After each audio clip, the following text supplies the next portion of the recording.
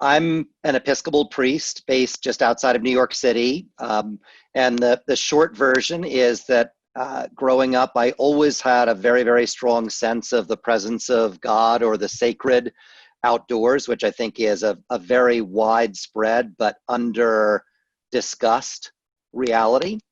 I was a parish priest for 10 years and always wanted to find a way to connect my care for the environment and commitment to social activism from a religious perspective with my religious leadership work. And so that's where GreenFaith emerged. And over the years, 2 decades of work now, growing from just a focus locally in New Jersey in the United States to nationally and now globally, we've always seen that sort of personal transformation and institutional change and systemic change are what we talk about as 3 pathways to power for grappling with this challenge that we're facing.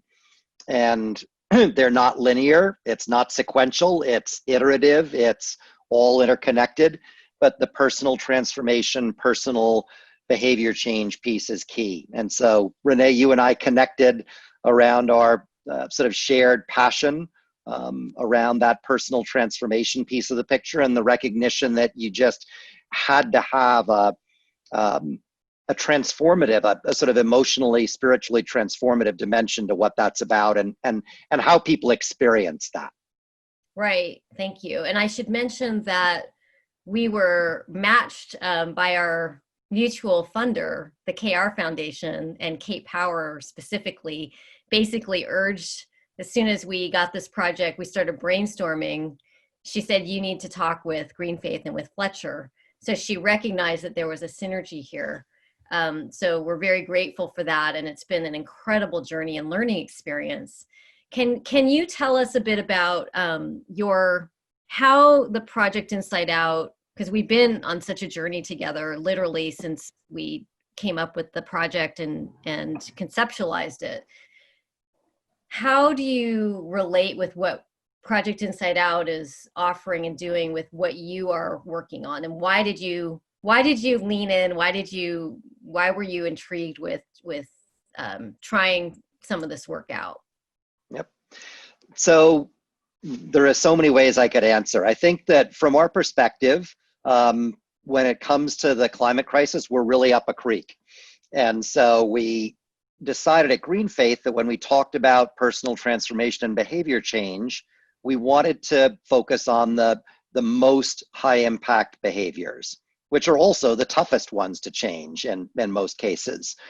And we focused in on flying because it is a very high impact behavior, and it's also enormously difficult to get people to change. And Renee and the Project Inside Out team were sort of eager to jump in on that with us. I think that what is absolutely fundamental about the Project Inside Out approach is that it recognizes the basic reality that you cannot get real behavior change without creating a real human environment around that change. If you just come at this from a moralistic perspective of saying, oh, you got to change this, you have to because it's the right thing to do, and here are 10 studies that show you why, get ready to fail miserably because it just won't work. To be very, and I hope to be helpfully transparent, I have until COVID, sort of flown a lot for work. It's been vital to developing the relationships that have allowed us to get our work done. And I'm going to say, well, I don't enjoy the act of flying. I do enjoy the act of traveling. It's a great gift to see different places. There is, without question, a prestige dimension to it, which is on some level sort of embarrassing for a religious person to admit, but let's be real, there is. And there were, psychologically, like many people who travel a lot, I found myself getting into all these games about how do I maximize the number of miles I get and how do I make sure I get my biggest status possible and all of this bit. There are almost no places where you can talk about this honestly. It's a bit embarrassing. It's weird, but if you don't talk about it, the emotional complexities of trying to change a behavior with that kind of inner experience and substance to it is going to become defeating, because we're human beings. Those are the challenges we face. Project Inside Out, the methods that Renee has so thoughtfully developed, make it possible to get real about that. Not to be, or maybe you're embarrassed, but you sort of get over it and just say, here's the reality of what we're wrestling with.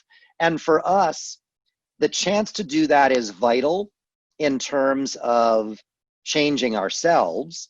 It's also vital in terms of recognizing some of the more nuanced dimensions of what it means to change society on a larger scale. And I think that having that kind of emotional wisdom and flexibility in space is really helpful, and is really fundamental. And Project Inside Out is creating that kind of space in a skillful, to use a good Buddhist term, it's a skillful means. And we really appreciate it.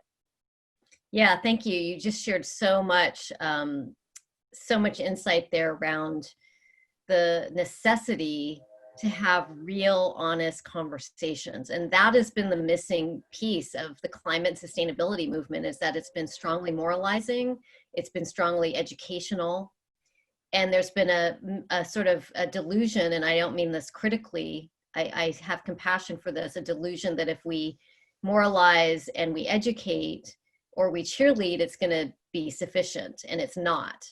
And so the reality is that, and for those of you who were on the session yesterday with Steve Berg-Smith, who did a brilliant session about ambivalence.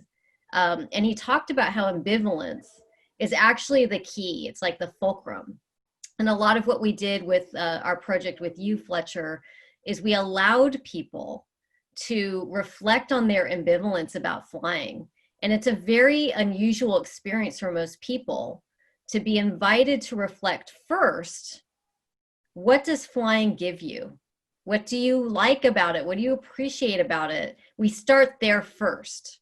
We start with, what does it give you? And we have activities, repeating questions, and it's very disarming, because we're almost bracing ourselves to be told not to do it and why it's bad.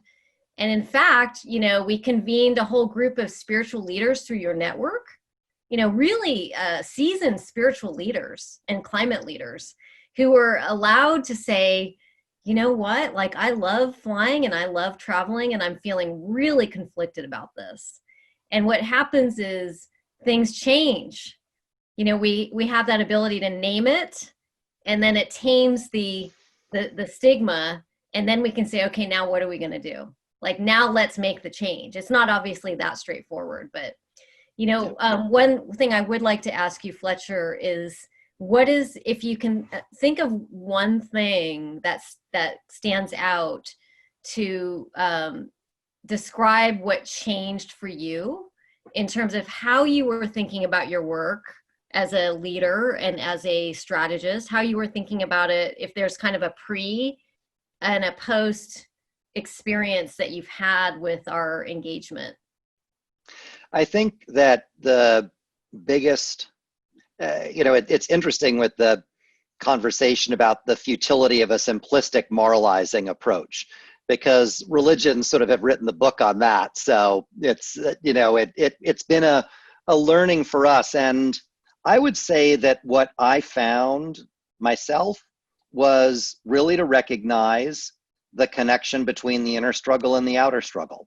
Our Muslim colleagues have the phrase jihad, which has gotten so misused in public discourse, it's an inner spiritual struggle.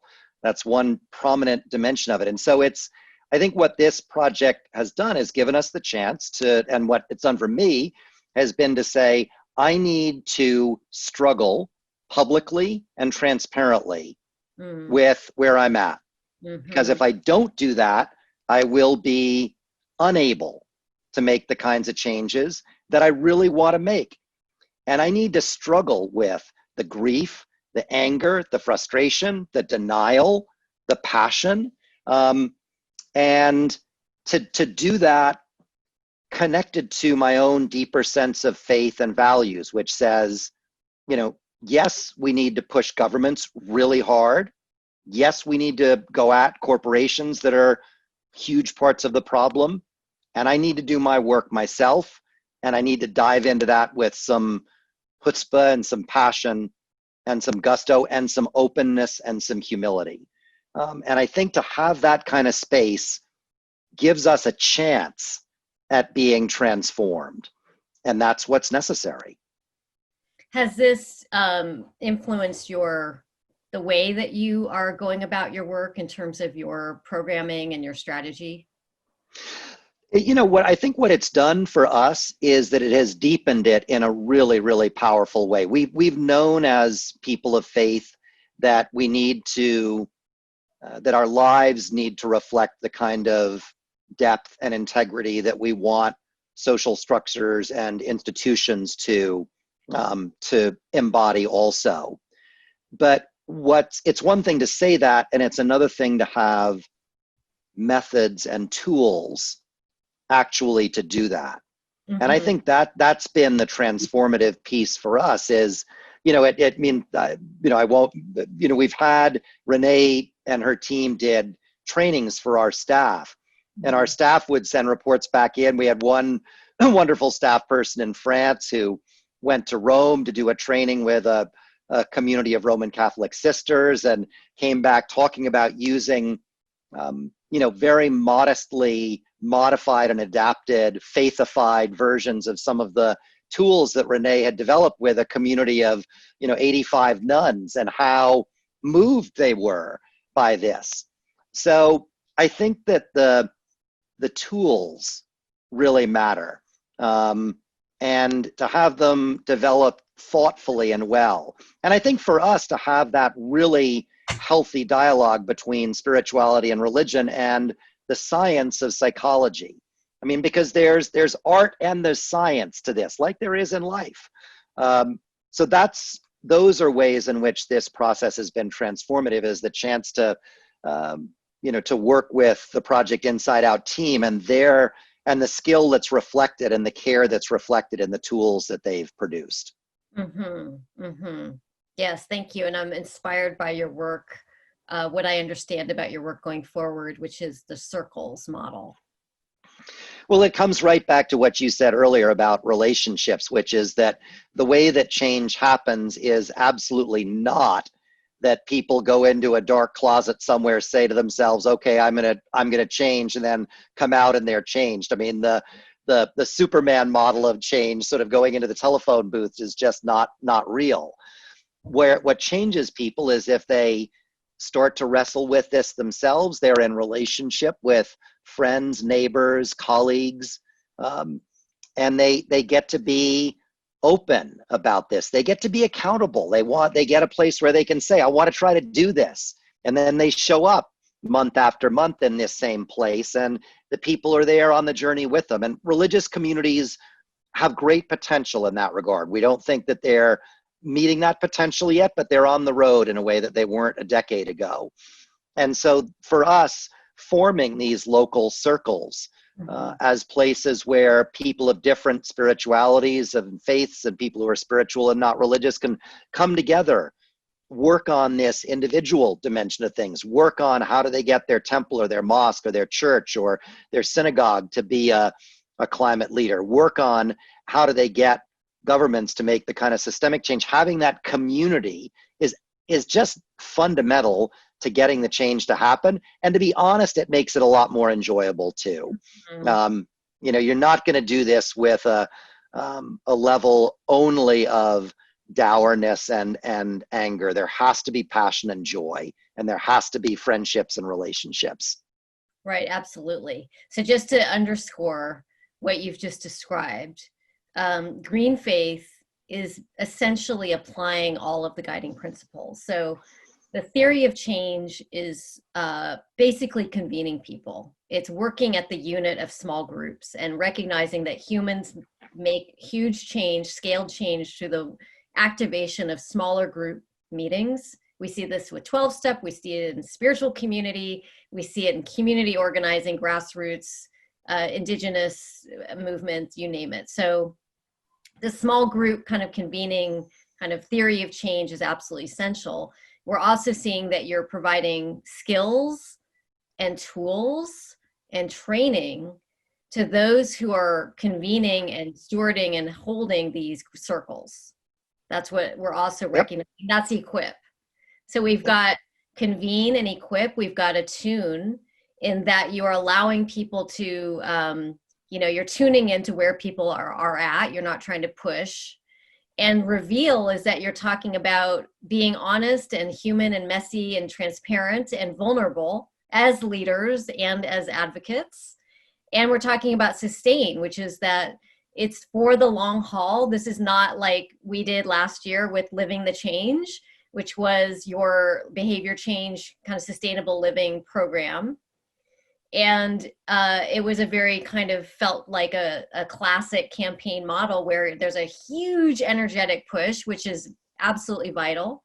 You want to get everyone's attention around the world on here. This is our challenge, living the change. But what you're now doing is sustaining. It's beyond. So you have the campaigns, but they're more episodic, but it doesn't all end there, right? So you're looking at building on the momentum that's generated via the activation, so to speak. So that is basically what we're talking about here as far as the approach and the methodology, and it's a beautiful illustration. So we're very grateful for the partnership and the collaboration. It was very much of a partnership. We learned a lot with you and from you and with all of your amazing partners that you graciously put us into contact with. And those who want to learn more about the pilot, go to projectinsideout.net, and we have a principles and action section of the site, and you can learn more about the work we did together. And a lot of the tools we have, the resources, are actually derived from our work together. So you'll see there's still some air travel references in there as an inspiration that can be swapped out for food, for fashion, cheap fashion, for any kind of tricky, complicated change that we're looking at engaging with right now. So I'm going to do something. I'm going to take 1 minute as we transition to our panel. And thank you, Fletcher, so much for contributing. Thank you.